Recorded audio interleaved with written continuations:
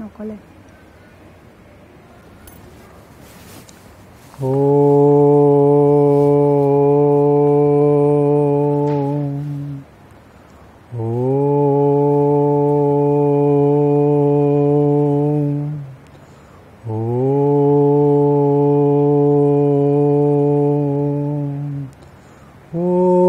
सहना भवतु सहनौ भुनक्तु सह वीर्यं करवावहै तेजस्विनावधीतमस्तु मा विद्विषावहै ओम शांति शांति शांति।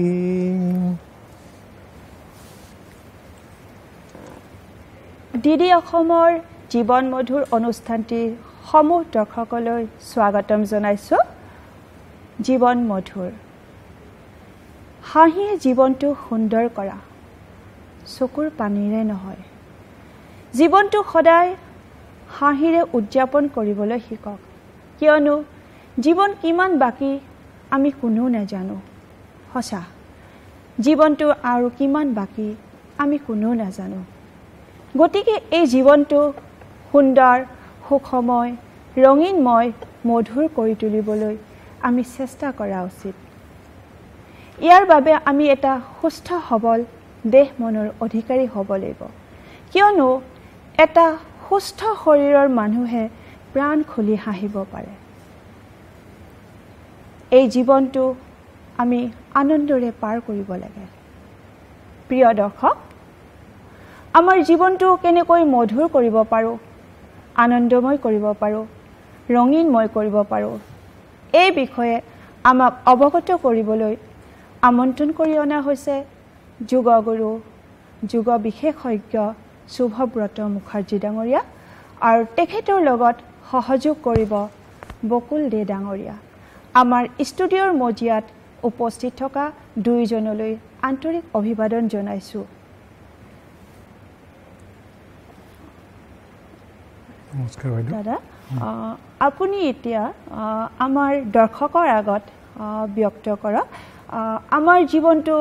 কেনেকৈ আনন্দময়, ৰঙীনময়, সুখৰ কৰি তুলিব পাৰোঁ, এই বিষয়ে আপুনি আমাৰ প্ৰিয় দৰ্শকৰ আগত কেনেধৰণে ব্যক্ত কৰিব? আমাৰ জীৱনটো আমি আনন্দত কটাব লাগে। আমাৰ মাজত পজিটিভনেছ যিমান বেছি হ'ব, আমাৰ জীৱনটো ইমান আনন্দৰ হ'ব। আমি জীৱনতে সদায় পাই আছোঁ, জন্মৰ লগে লগে অক্সিজেন পাইছোঁ, এয়াৰ পাইছোঁ, সূৰ্যৰ পৰা পাইছোঁ, মাৰ পৰা পাইছোঁ, দেউতাৰ পৰা পাইছোঁ, ভাই ভনীৰ পৰা পাইছোঁ, সমাজৰ পৰা পাইছোঁ। এনেকৈ পাই পাই আমি ডাঙৰ হৈ গৈ আছোঁ। কিন্তু আমি খালি পালে নহয়, আমি দিব লাগে। স্বামী বিবেকানন্দই কৈছে, আমি যিমান দিব পাৰিম তিমানে আমাৰ কি হ'ব, জীৱনটো আনন্দৰ হ'ব। খালি পাই থাকিলে আমাৰ আনন্দটো নাহে, দিয়াৰ মাজতে বেছি আনন্দ আছে। তো সেই আনন্দ কেনেকৈ পাব লাগে, আমি দিয়াটো স্বামী বিবেকানন্দই কৈছে যে দিয়াৰ 5টা ভাগ আছে। আমি 5টা যজ্ঞৰ মাজেদি আমি দিব পাৰোঁ। তেখেত কৈছে যে পিতৃযজ্ঞ। পিতৃযজ্ঞ মানে আমি আমাৰ পূৰ্বপুৰুষক, আমাৰ পূৰ্বপুৰুষ যিহঁতে আছে সিহঁতক আমি শৰণ কৰিব লাগে। সেই শৰণৰ মাজেদি আমি পিতৃপুৰুষক আমি কি কৰিব পাৰোঁ, যজ্ঞ কৰিব পাৰোঁ। আমাৰ সন্মুখত দুৰ্গা পূজা আহি আছে, মহালয়াৰ সময়ত আমি জানো যে আমি কি কৰোঁ, পিতৃক তৰ্পণ কৰোঁ। সেই তৰ্পণৰ মাজেদি আমি যিটো দিয়াৰ যিটো ৰীতি, সেইটোৰ মাজত এটা আনন্দ আছে, সেইটো আমি কৰিব লাগে। তেখেত কৈছে নৰযজ্ঞ। নৰযজ্ঞ মানে আমাৰ সমাজক কিবা দিব লাগে। সমাজৰ মাজতে দুখীয়া মানুহ আছে, কিছুমানে খাব পৰা নাই, কিন্তু আমি কি কৰি আছোঁ, ৱেষ্টেজ কৰি আছোঁ। আমি যদি ৱেষ্টেজ নকৰি অলপ সময় আমি সমাজক দিব পাৰোঁ, বা সমাজৰ ভালৰ কাৰণে কিবা কাম যদি কৰিব পাৰোঁ, যিটোত নিজৰ স্বাৰ্থ নাই, এনেকুৱা কাম যদি কৰিব পাৰোঁ, সেইটোৰ মাজতে আমি কি কৰিব পাৰোঁ, আনন্দ পাব পাৰোঁ। তাৰপিছত তেখেত কৈছে যে ঋষিযজ্ঞ। ঋষিযজ্ঞ মানে হৈছে আমাৰ যিটো কালচাৰ, আমাৰ যিটো সংস্কৃতি, সেই সংস্কৃতিটো যদি আমি ধৰি ৰাখিব পাৰোঁ, সেই সংস্কৃতিটো যদি আমি পালন কৰোঁ, বা আমাৰ যিটো নেক্সট জেনেৰেশ্যন তাৰ মাজতে সেইটো লৈ যাব পাৰোঁ, সেই সংস্কৃতিৰ মাজতে কি হয়, আমাৰ ঋষিযজ্ঞ হয়। তাৰপিছত ইয়াতে আছে দেৱযজ্ঞ। দেৱ মানে প্ৰকৃতি। প্ৰকৃতিৰ আমি প্ৰতিটো বস্তুৰ মাজত কি দেখা পাওঁ পাৱাৰ দেখা পাওঁ সেইকাৰণে প্ৰকৃতিক আমি কি কৰোঁ পূজা কৰোঁ আৰু এই প্ৰকৃতিৰ সেই পূজা যেটো কৰোঁ সেই বস্তুটোকে কি কৰিব লাগে আমি দিব লাগে যেনেকৈ আমি ৰাস্তাত প্লাষ্টিক পেলাই আছোঁ প্লাষ্টিকে দি নালা বন্ধ হৈ গৈ আছে গছ আমি কাটি আছোঁ গছ আমি লগোৱা নাই পাহাৰবিলাক কাটি আছোঁ সেইবিলাক বস্তুক যদি আমি সংৰক্ষণ কৰিব পাৰোঁ বা আমি এটা গছ লগাব পাৰোঁ তাৰ মাজত দি যেটো আনন্দ সেই আনন্দটোক কৈছে দেৱযজ্ঞ আৰু কৈছে ব্ৰহ্মযজ্ঞ ব্ৰহ্মযজ্ঞ হৈছে যে সকলো বস্তুতে এটা পাৱাৰ আছে ব্ৰহ্মা আছে সেই বস্তুটো শৰণ কৰি আমাৰ নিজৰ মাজতো আমাৰ কি আছে ব্ৰহ্মা আছে তো সেই বস্তুটো যদি আমি শৰণ কৰি আমি কি কৰি যাওঁ কাম কৰি যাওঁ তেতিয়া কি হ'ব আমাৰ জীৱনটো আনন্দৰ হৈ যাব সুন্দৰ হৈ যাব তো এই পাঁচটা যজ্ঞৰ মাজেদি যদি আমাৰ লাইফটো আমি কটাব পাৰোঁ তেতিয়া কি হ'ব এই আনন্দটো আমি পাই থাকিম কিন্তু এই আনন্দটো পাব গ'লে আমি কি কৰিব লাগিব ধৰি ৰাখিব লাগিব এই ধৰাৰ টেকনিকটো হৈছে আমি আসন আৰু প্ৰাণায়ামৰ মাজেদি কি কৰিব পাৰোঁ আমি যোগৰ মাজেদি আমি এইটো ধৰি ৰাখিব পাৰোঁ যেহেতু ময়ো যোগৰ লগত ওতঃপ্ৰোতভাৱে বহু দিনৰ পৰাই জড়িত আমি জানো যোগ হৈছে মানুহৰ শৰীৰ মন আত্মাৰ মাজত সমতা ৰখা এটা উৎকৃষ্ট মাধ্যম যোগে এজন মানুহৰ কেৱল শাৰীৰিক দিশটোৱে নহয় ই মানসিক বৌদ্ধিক আধ্যাত্মিক সকলো দিশতে সৰ্বাংগীন বিকাশ ঘটায় আৰু আজি দেখা গৈছে যোগ সমগ্ৰ বিশ্বতে জনপ্ৰিয় হৈ পৰিছে আৰু যোগক বৰ্তমান চিকিৎসা বিজ্ঞানে স্বীকৃতি দিছে যেহেতু আমি যোগ কৰোঁতে যোগ বুলি ক'লে আসন প্ৰাণায়াম ধ্যান সৎকৰ্ম আজি বিভিন্নবিলাক সামৰি লোৱা হয় এতিয়া আপোনাক এটা মই আমাৰ দৰ্শকৰ আগত আপোনাক এটা প্ৰশ্ন কৰিছোঁ আমাৰ দৰ্শকৰ আগত আপুনি ব্যক্ত কৰক যেহেতু যোগ কৰিলে আমি যোগৰ যেতিয়া আমি ডেইলি আসনসমূহ অনুশীলন কৰোঁ সেই আসনসমূহ অনুশীলন কৰিলে আমি দৈনন্দিন কোনখিনি আসন মানে অনুশীলন কৰি গ'লে আমি বিশেষভাৱে লাভান্বিত হ'ম মোৰ ইয়াতে এটা কথা ক'ব লগা আছে আমি আসন বা প্ৰাণায়াম কৰাৰ আগতে আমাৰ বডিটোকে অলপ লুজ কৰি ল'ব লাগে অলপ ঢিলা কৰি ল'ব লাগে যেটো কৰিলে কি হ'ব আমি আসন প্ৰাণায়ামৰ কাৰণে আমি প্ৰিপেয়াৰ হ'ম সেইটো কাৰণে আমি কি কৰোঁ কিছুমান লুজনিং যেনেকৈ আমি hands in and out breeding কৰোঁ অলপ ব্ৰিডিঙৰ প্ৰেক্টিছ আমাৰ মাজত বকুলদা আছে বকুলদা অলপ দেখুৱাব কেনেকৈ আমি hands in and out breeding কৰিম যেটো কি হ'ব হাত দুটা আমি সন্মুখত ৰাখি এইটো থিয় হৈ কৰিব লাগিব আমি হাত দুটা সিধাকৈ সন্মুখত ৰাখিম আৰু উশাহ লৈ ইনহেল হাত দুটা মেলি দিম Excel inhale exhale inhale exhale এইটোত আমাৰ কি হয় ব্ৰিডিংটো অলপ ভাল হৈ যায় আমি আসন সূৰ্য নমস্কাৰ বা প্ৰাণায়ামৰ আগত এইটো টেকনিকৰ এইবিলাক এনেকুৱা বহুত কেইটা আছে যেটো এটা টেকনিক আমি দেখুৱালোঁ যাৰ মাজেদি কি হয় আমাৰ ব্ৰিডিংটো কাৰেক্ট হৈ যায়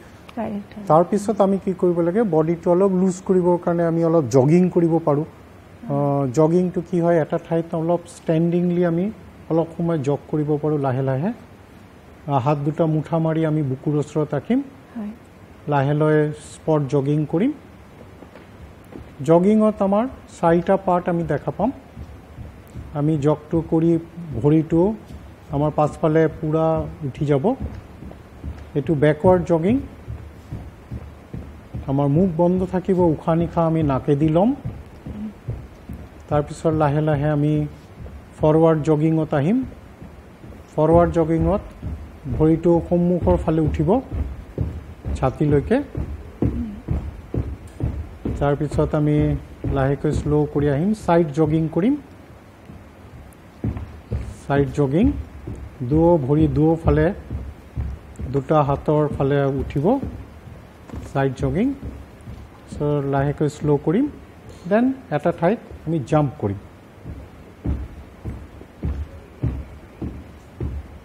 লাহেকৈ ষ্টপ প্ৰেক্টিছ আমি ইয়াতে অগ্নিচাৰক ক্ৰিয়া কৰিম ফোৰ্সফুলি এক্সেল কৰিম উশাহটো ওলাই দিম তিনিবাৰ কৰিম মুখেদি ওলাই দিম নাকেদি ল'ম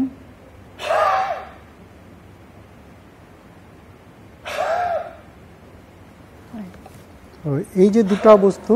এই দুটা বস্তুত হেণ্ডছ ইন এণ্ড আউট ব্ৰিডিঙত কি হৈছে, নিশাটো আমি পুৰা ফুল্লি ইনহেল এক্সেল কৰিছোঁ, তাৰপিছত জগিঙৰ মাজেদি পুৰা বডিটো কি হৈ গৈছে, আমাৰ গৰম হৈ গৈছে, পুৰা তলৰ পৰা ওপৰলৈকে গৰম হৈছে। এতিয়া আমাৰ লগতে মানে এইটো ৱাৰ্ম আপ আমি কৰিব লাগে, যিটো আমি আসন ডাইৰেক্টলি এটা আসন আমি কৰিব নালাগে, তাৰ আগতে এনেকৈ ৱাৰ্ম আপ কৰি লোৱাৰ পাছতে তেতিয়া আসনসমূহ মানে সহজ হৈ পৰে, বডিটো ৰেডি হৈ যায়, ঠিক হৈ যায়, সুন্দৰভাৱে আমাৰ ব্যক্ত কৰিলে। এতিয়া আমি যিহেতু আসনৰ লগত আমি এটা জানো যুগত সূৰ্য নমস্কাৰ, সূৰ্য নমস্কাৰ জানো খুব মানে উপকাৰী বুলি গম পাওঁ, আমাৰ মানে দেহৰ বা মনত এটা সুন্দৰ পৰিৱৰ্তন আনে। যেতিয়া আমি ৰাতিপুৱা উঠি সূৰ্যৰ ফালে নমস্কাৰ কৰি সূৰ্য নমস্কাৰ কৰোঁ, ইয়াত 12টা ষ্টেপছ আছে। এজন ব্যক্তিয়ে যেতিয়া দৈনন্দিন সূৰ্য নমস্কাৰ কৰে তেতিয়া তেওঁৰ দেহত সদায় সজীৱতা থাকে। আৰু আমি এইটোও জানো সূৰ্য নমস্কাৰ কৰিলে বয়সৰ চিনটো সহজে নপৰে বুলি আমি জানো। গতিকে সূৰ্য নমস্কাৰে এজন ব্যক্তিৰ দেহ আৰু মনত কেনেকুৱা ধৰণৰ পৰিৱৰ্তন আনিব পাৰে, কি কি লাভালাভ হয়, আপুনি আমাৰ দৰ্শকৰ আগত আপোনাৰ কি অভিমত দাঙি ধৰিব? হয়, সূৰ্য নমস্কাৰটো এটা বৰ ধুনীয়া এটা আসন, যিটো আমি সূৰ্যৰ যিটো পাৱাৰ, আমাৰ পুৰা ব্ৰহ্মাণ্ডৰ মাজত আমি সূৰ্যক চবতকৈ পাৱাৰফুল বুলি ভাবোঁ। আমাৰ মুনি ঋষি, আমাৰ যিবিলাক চাইণ্টিষ্ট আছিলে দেখিছে সূৰ্যৰ মাজত কি আছে, সকলোতকৈ ডাঙৰ পাৱাৰটো আছে। সেই পাৱাৰটো কেনেকৈ আমি আমাৰ মাজত আনিব পাৰোঁ, তাৰ যিটো প্ৰেক্টিছ সেইটোকে সূৰ্য নমস্কাৰ বুলি কৈছে। তাতে কি আছে, 12টা ষ্টেপ আছে আৰু 12টা আসন আছে। একদম ভৰিৰ তলৰ পৰা মূৰলৈকে প্ৰতিটো অংগই এই সূৰ্য নমস্কাৰত কি হৈ যায়, এক্টিভেট হৈ যায়। আৰু এইকাৰণে সূৰ্য নমস্কাৰৰ ষ্টাৰ্টিঙতে সূৰ্য দেৱক এটা আৰাধনা কৰা হয়, এটা মন্ত্ৰ ইয়াৰ লগত আছে। প্ৰতিটো ষ্টেপৰ লগতে এটাকৈ বীজ মন্ত্ৰ আছে। আমি মিনিমাম 12 ৰাউণ্ড সূৰ্য নমস্কাৰ কৰিব লাগে। 12টা সূৰ্যদেৱৰ নামৰ লগত বীজ মন্ত্ৰ আছে, যেই বীজ মন্ত্ৰৰ মাজেদি কি হয়, সূৰ্যদেৱক আমি আৰাধনা কৰোঁ। তো মই প্ৰথম মন্ত্ৰ যিটো মই গাই দি আছোঁ, হিৰণ্ময়েন পাত্ৰেণ শতশাপিহিতম মুখম তত্ত্বম পোষণপাবৃণু সৰ্বধৰ্মাদিষ্টায়ে ওম হ্ৰাম মিত্ৰায় নমঃ। এইটো সূৰ্য নমস্কাৰৰ মন্ত্ৰ। এতিয়া বকুলদাই দেখুৱাব। ইয়াতে স্থিতি বুলি ক'লে সূৰ্য নমস্কাৰৰ ভৰি দুটা লগ লাগি থাকিব, হাত দুটা বুকুৰ ওচৰত নমস্কাৰ মুদ্ৰাত থাকিব। আমি একম ক'লে হাত দুটা ওপৰত ষ্ট্ৰেইট উঠি যাব, মূৰৰ ওপৰত বেণ্ড বেক হ'ব। এইটোৰ মাজেদি আমাৰ যাৰ কঁকালৰ বিষ আছে বা শৰীৰত পিঠিৰ বিষ আছে সেইটোত ভাল পায়। এইটো একমত। দুৱে এইটো পদহস্তাসন বুলি কয়। হাত দুটা ভৰি দুয়োফালে, মূৰটো আঁঠুত লাগিব। ইয়াতে মেমৰিটো ইনক্ৰিজ হয়, মেমৰিত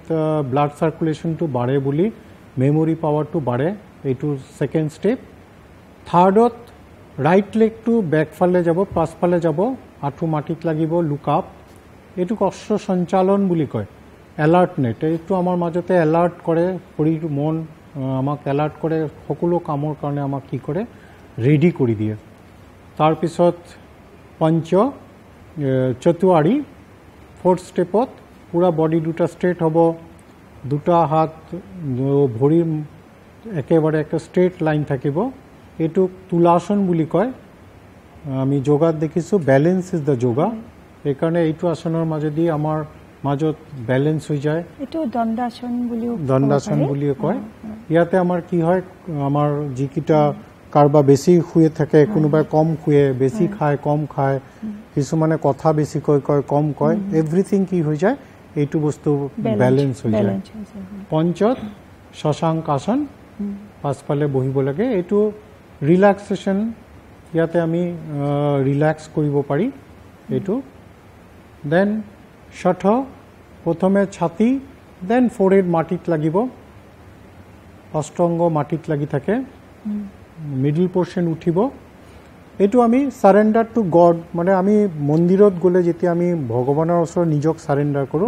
এইটো সাৰেন্ডাৰ কমপ্লিট সাৰেন্ডাৰ আমাৰ মাজতে কি আছে সবতকৈ কষ্ট হৈছে জীৱনটো মধুৰ কৰাৰ কাৰণে কষ্ট ক'ত আহে যে আমি সাৰেন্ডাৰ হ'ব নোৱাৰো আমাৰ মাজত ইগোৰ প্ৰবলেম এই আসনটো কি কৰে আমাক সাৰেন্ডাৰ কৰে সকলোৰ ওচৰত খালি ভগৱান নহয় সবৰ ওচৰতে সাৰেন্ডাৰ কৰে আৰু যেতিয়া আমি সাৰেন্ডাৰ কৰিব পাৰো আমাৰ কি হয় যে জীৱনটো বৰ মধুৰ হৈ যায় দেন সপ্ত লুক আপ এটো ভুজংগাসন বুলি কয়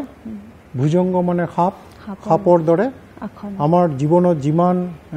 কোনোবাই যদি অ্যাটাক কৰে বা কিবা কৰে তেতিয়া আমি যেটো নিজক প্ৰটেকশন কৰিব পাৰো এই আসনে হেতু আমাক শিকায় এটো পিঠিৰ বিকৰ কাৰণে ভাল পিঠিৰ বিক বিৰাট ভাল পায় এটো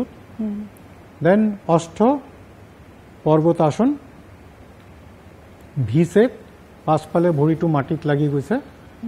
পৰ্বত যেনেকা ধীৰ স্থিৰ যি আহে ধুমুহা আহে বৰষুণ হয় যি হয় পৰ্বত কিন্তু লৰচৰ নকৰে এইটো আসনে আমাক কি কৰে আমাৰ জীৱনৰ যিমান কষ্ট আহক যিয়ে আহক আমি কি কৰিম ধীৰ আৰু স্থিৰ থাকিবলৈ এইটো শিকায় এই পৰ্বতাসনে দেন নব এগেইন নীল ডাউন পজিশন শশাঙ্কাসন 10ত আমি ৰাইট লেগ দুটা ভৰিৰ মাজত লৈ যাম দুটা ভৰিৰ হাতৰ মাজতে ৰাইট লেগটো যাব এটা স্ট্ৰেট লাইন হয় লুক আপ 11 দুটা ভৰি একেলগে পদহস্তাসন 12 নমস্কাৰ মুদ্ৰা এইটো সূৰ্য নমস্কাৰ এটো এটা ৰাউন্ড আমি দেখালো এনেকা আমি ডেইলি 12টা ৰাউন্ড কৰিব পাৰো 108 টাইমসও কৰিব পাৰো যদি আমি সৰু এজ কম 108 টাইমস কৰিব পাৰি কিন্তু হিকাৰো তেওঁলোকে প্ৰথমে অলপ 2-3টা ৰাউন্ড লৈকে কৰিলে আৰম্ভণিতে 2-3টা ৰাউন্ড ডেইলি প্ৰেক্টিস কৰি লাহে লাহে বহাই যাব পাৰে এটো বডিটো ফিট হৈ যায় মানে যিমান বেমাৰ আছে এটা এটা কৈ ইয়াতে কমি যায় কাৰবা আঁঠুৰ বিষ কাৰবা কঁকালৰ বিষ কাৰবা স্পন্ডেলাইসিসৰ প্ৰবলেম আছে এইবিলাক আসন 12টা আসনৰ মাজেদি গোটেই বস্তুটো কি হৈ যায় এক্টিভেট হৈ যায় আৰু এই সূৰ্য নমস্কাৰ বহুত ভাল আসন যেটো আমি জীবন প্ৰতিদিন প্ৰেক্টিস কৰিব পাৰো এখিনতে এটা প্ৰশ্ন কৰো কোনবিলাক মানুহে যাৰ কোনবিলাক ডিজিজ থকা মানুহে এই সূৰ্য নমস্কাৰটো কৰিব নোৱাৰে বা সূৰ্য নমস্কাৰ সকলোৱে কৰিব পাৰে নে সূৰ্য নমস্কাৰ সকলোৱে পাৰে কিন্তু কিছুমান বস্তু আছে যেনেকা ধৰক আপোনাৰ ফৰৱাৰ্ড বেন্ডিংটো আমি যেটো দুইত দেখা পাইছো যে তাতে কি হয় যাৰ কঁকালৰ বিষ আছে স্লিপ ডিস্কৰ প্ৰবলেম তেতিয়া এটো কম কৈ কৰে যাতে স্ট্ৰেস নিদিয়ে স্ট্ৰেস দিলে কিন্তু কঁকালৰ বিষটো বাঢ়ি যাব বা যাৰ হাই প্ৰেসাৰ আছে হাই প্ৰেসাৰত মুটো যেতিয়া ডাউন কৰে ব্ৰেইনত কি হয় ব্লাডটো আৰু ফ্লো কৰে তেতিয়া প্ৰেসাৰত মুৰ ঘূৰাব পাৰে তো এনেকা ক্ষেত্ৰতে কি কৰিব যেতিয়া লাগিব যে নাই অলপ অসুবিধা হৈছে স্টপ কৰি দিলে হ'ল বা স্লোলি কৰিলে ভাল কাৰণ যেটো যোগাৰ ডেফিনিশন আছে যে স্থিৰম সুখম আসনম সুখৰ অনুভূতি হ'ব লাগে যোগা কৰিলে সুখৰ যেতিয়া আপোনাৰ অনুভূতি হ'ব তেতিয়া হেতু আসন বুলি কয় হয় স্যাৰ আমাৰ প্ৰিয় দৰ্শক বৰ সুন্দৰভাৱে সূৰ্য নমস্কাৰৰ ওপৰত তেখেতে বৰ্ণনা কৰিলে গতিকে আমি সকলোৱে সূৰ্য নমস্কাৰ কৰা উচিত এতিয়া আমি কিছুমান আসন কৰোঁ আমি যেতিয়া সদায় আসন অনুশীলন কৰোঁ তাতে দেখা পাওঁ আমি কিছুমান মানে কৰোঁ আমি দেখাও পাওঁ বা নিজে আমি যেহেতু ময়ো সদায় অনুশীলনে কৰোঁ আমি ষ্টেণ্ডিং পষ্টিয়ৰ কিছুমান কৰোঁ বা সিটিং পষ্টিয়ৰ স্পাইন লাইং পষ্টিয়ৰ কিছুমান কৰোঁ যেটো থিয় হৈ আমি কিছুমান আসন কৰোঁ তেনেকুৱা থিয় হৈ আসনৰ ভিতৰত মানে কেনেকুৱা ধৰণৰ আসনৰ আপুনি পৰামৰ্শ দিব পাৰে এটা আসন ভাল আছে এটো আপোনাৰ কঁকালৰ বিষ বা ইয়াৰ কাৰণে ভাল স্পাইনেল যাৰ প্ৰবলেম আছে স্পাইনৰ প্ৰবলেম আছে স্পাইনটো কি কৰে ধুনীয়াকৈ মেসেজ কৰে আমি পৰিবৃত্ত ত্ৰিকোণাসন এটা কৰিব পাৰো এটো অলপ টাফ হয় কিন্তু যদি আমি লাহে লাহে এটো প্ৰেক্টিসটো কৰি থাকো আমি এটো ধুনিয়া কৰিব পাৰো আমি মই এটা কথা কওঁ যে আমি যেতিয়া আসন কৰো আসনৰ কিন্তু দুটা আছে আমি ৰাইট সাইডে যদি আসন কৰো তেতিয়া আমি লেফট সাইডে কৰিব লাগে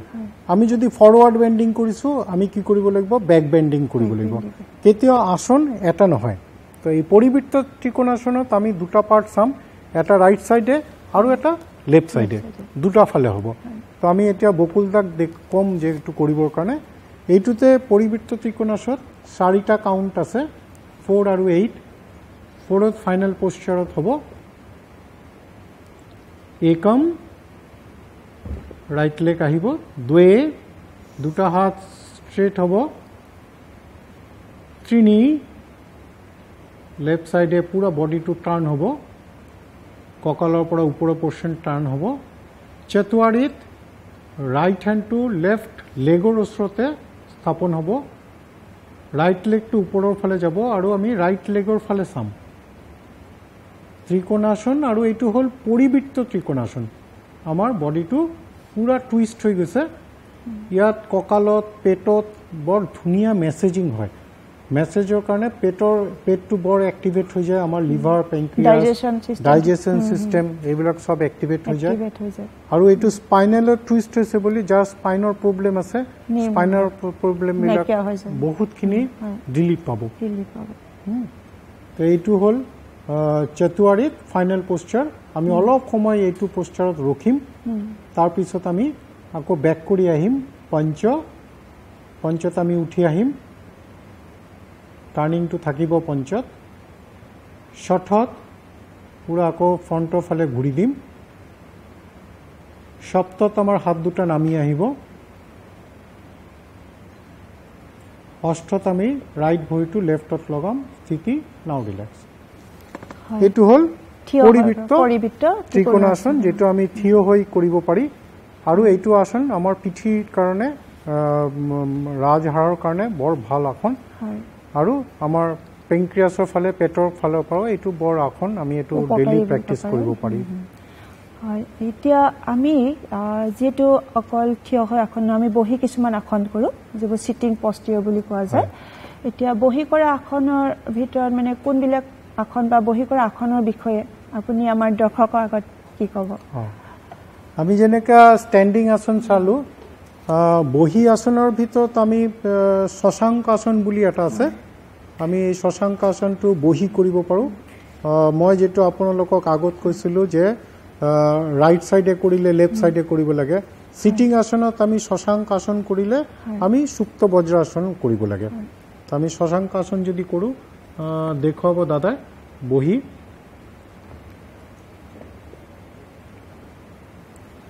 ভৰি দুটা স্ট্ৰেট আগৰ ফালে থাকিব হাত দুটা থাকিব ভৰিৰ ওচৰত স্ট্ৰেট বহিব একমত ৰাইট লেগ টু বেন্ড কৰিব দুয়ে লেফট লেগ বেন্ড হ'ব এইটো বজ্ৰাসন এইটো আমাৰ ভাত খোৱাৰ পাছতে যদি অলপ সময় এইটো প্ৰেক্টিস কৰা যায় এইটো আসনে খালি বজ্ৰাসন ডাইজেশনৰ কাৰণে বিৰাট ভাল সব দৰ্শকে এইটো ৰাতিপুৱা এই দুপৰীয়া ভাত খোৱাৰ পাছত বা ৰাতি খোৱাৰ পাছতো কৰিব পাৰে কৰিলে আপোনাৰ ডাইজেষ্টিভ সিস্টেমটো বৰ ভাল পায় এতিয়া আমি ত্ৰিনিতে হাত দুটা পাছফালে ল'ব দি উখা ল'ব ওপৰৰ ফালে চতুৱাৰিত প্ৰথমে পেট দেন বুকু আৰু ফোरहेডটো মাটিত লগাব এইটো হল শশাঙ্ক আসন এই শশাঙ্ক আসনৰ মাজেদি